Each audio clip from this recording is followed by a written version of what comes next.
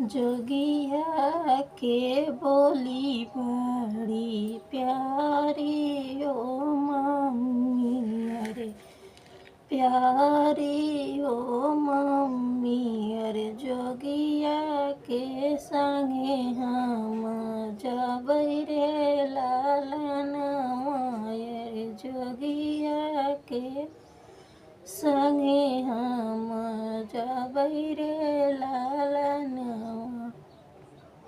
तोहरे ही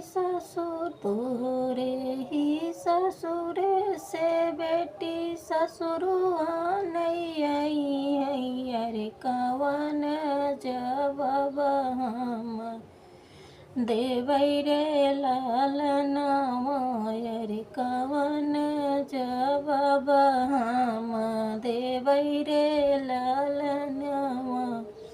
एटलस के गुड़िया बनायो मोरी मम्मी अरे उही के आगे पीछे रो मोरी मम्मी अरे ससुर जे जइए पति आई रे लालनवा अरे जोगिया के बोली बड़ी प्यारी रे मम्मी अरे जोगिया के संगे हम जबै रे लालनवा।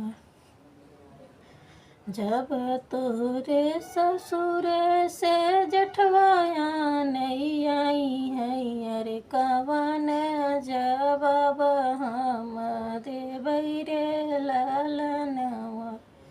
एटलस के गुड़िया बनाऊ मोरी चाची अरे गड़िया में दिऊ बैठाई रे लालनवा अरे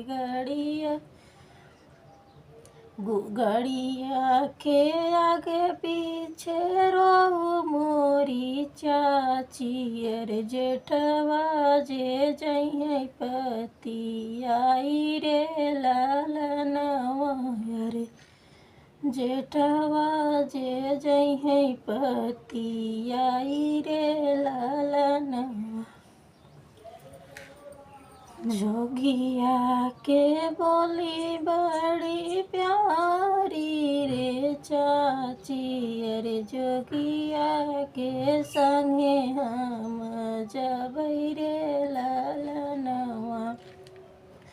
जब तोरे ससुर से देवरुआ नहीं आई है अरे कवन जवाब हम देबै रे लालनवा।